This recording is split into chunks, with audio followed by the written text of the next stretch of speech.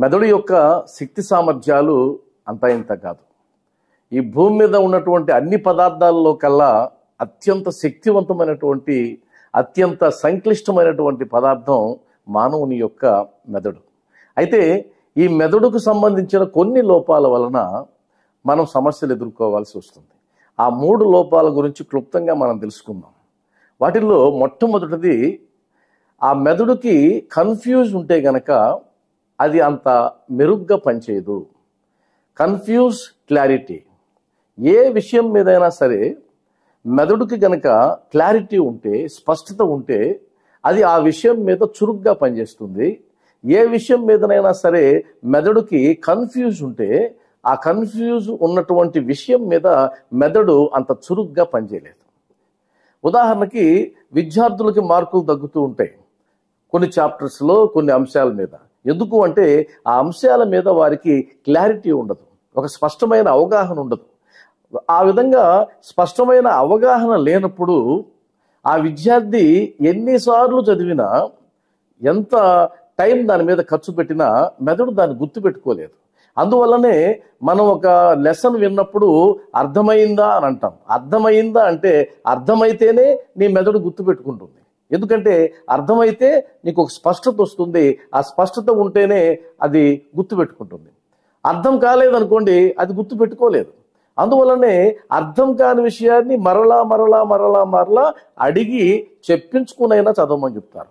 అలా చెప్పించుకుని చదివితే ఒక స్పష్టత అనేది వస్తే మెదడు అద్భుతంగా గుర్తుపెట్టుకుంటుంది. అందువల్ల మనం ఏం చేయాలి? ఒక విషయం గురించి మెదడు యొక్క పనితీరుని మెరుగుపరుచుకోవాలనుకుంటే ఆ విషయం గురించినటువంటి పూర్తి అవగాహన మనం తెచ్చుకోవాలి. మన జీవితంలో ఎక్కడికి చేరుకోవాలని మనం అనుకుంటున్నామో, మన లక్ష్యం ఏంటో, మన గోల్ ఏంటో ఊరికనే అలా అనుకునేస్తే మెదడు గుర్తుపెట్టుకోదు. నేను డాక్టర్ కావాలి, నేను ఇంజనీర్ కావాలి, నేను సైంటిస్ట్ కావాలి, అలా సింగిల్ స్టేట్మెంట్ ఇచ్చేస్తే అది గుర్తుపెట్టుకోదు, అది దాని మీద పనిచేయదు.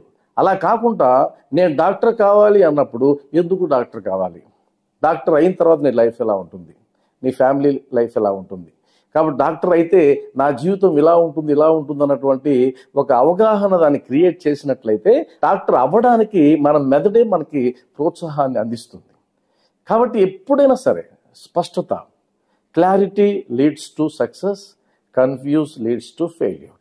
మన బ్రెయిన్ కూడా ఇదే విధంగా పనిచేస్తుంది. రెండవ లోపంగా ఏం చెప్పుకోవచ్చు అంటే నో డెలీట్ ఆప్షన్. ఉదాహరణకి మన ఇంట్లో ఒక ల్యాప్టాప్ ఉందనుకోండి, ఒక కంప్యూటర్ ఉందనుకోండి. ఆ కంప్యూటర్లో నీకు ఇష్టమైనటువంటి ప్రోగ్రామ్ అంతా చేసిన తర్వాత ఒకవేళ ఆ ప్రోగ్రామ్ నీకు నచ్చకపోతే గన డిలీట్ ఆప్షన్ ఉంటుంది.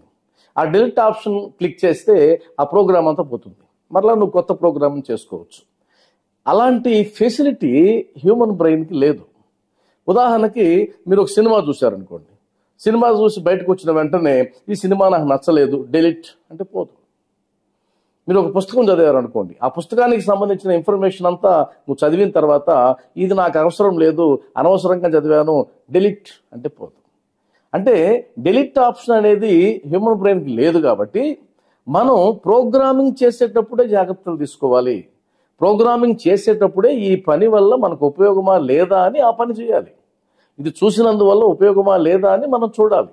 ఏదైనా సరే మనం యూజ్లెస్ ఇన్ఫర్మేషన్ కన్నా మనం డంప్ చేసినట్లయితే అది తర్వాత నీకు యూజ్లెస్ అని తెలిసినా దాన్ని పోగొట్టడం చాలా కష్టం.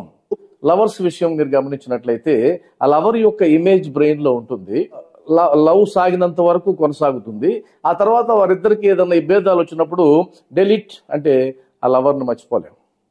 అందువల్ల ఏమంటారు, నేను మర్చిపోలేకపోతున్నాను, నా వల్ల కావడం లేదని మదన పడతారు. ఎందుకు నీ వల్ల కావడం లేదంటే ఆ ఇమేజ్ బాగా ప్రోగ్రామింగ్ అయిపోయింది. ఇప్పుడు నీకు ఇష్టం లేనప్పుడు డిలీట్ అంటే పోదు.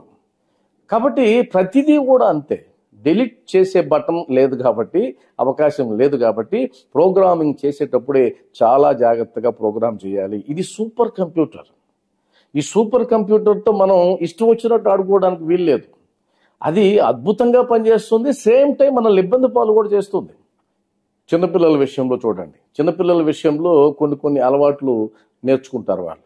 ఆ తర్వాత ఈ అలవాట్లన్నీ, చెడ్డ అలవాట్లన్నీ నీకు తెలిసిపోయిన తర్వాత నువ్వు డిలీట్ బటన్ కొట్టి పోగొట్టలేవు. కాబట్టి అలవాటు కాకముందే నువ్వు జాగ్రత్త పడాలి. ఇది అలవాటు అయితే ఆ తర్వాత సులభంగా పోగొట్టలేం. కాబట్టి అలవాటు కాకముందే అలవాటు మాన్పించేటటువంటి ఏర్పాటు చేసుకోవాలి.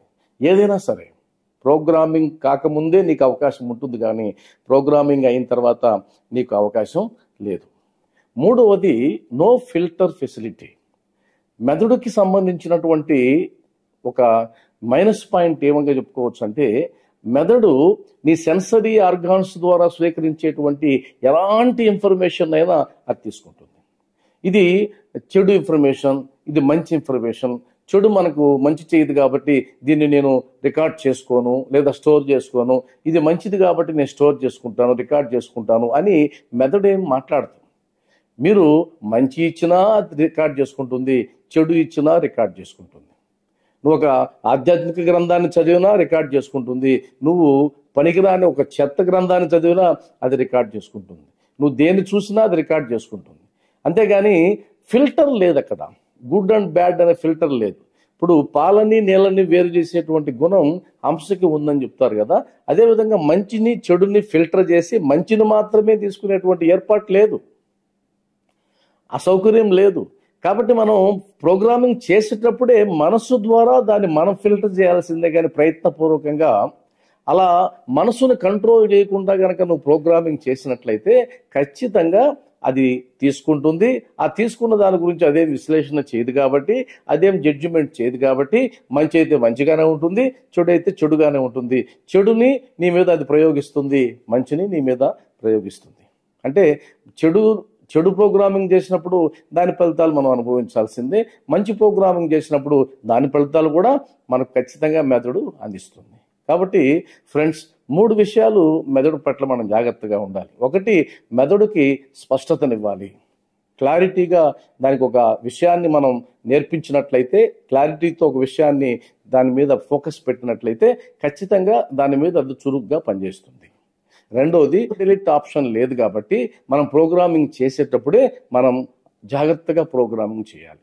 మూడోది, నో ఫిల్టర్ ఫెసిలిటీ కాబట్టి, ఫిల్టర్ ఫెసిలిటీ లేదు కాబట్టి మంచి చెడు అనేది ముందుగానే మనం తర్కించుకుని, ముందుగానే మనం ఒక దాన్ని అవగాహన తెచ్చుకొని ఆ చెడు అనే దాన్ని మెదడుకి కాస్త దూరంగా పెట్టేటట్టు మన మనసుతో మనం ప్రయత్నించాలి, నియంత్రించాలి. అప్పుడు మాత్రమే మెదడు వల్ల మనం అత్యధిక మేలుని పొందగలం. ఈ 3 విషయాలలో జాగ్రత్తగా ఉన్నట్లయితే మెదడు నీ కంట్రోల్లోకి వస్తుంది, మెదడు అద్భుతంగా పనిచేస్తుంది. ఆ మెదడు ద్వారా మనం అద్భుతమైనటువంటి విజయాల్ని సాధించవచ్చు.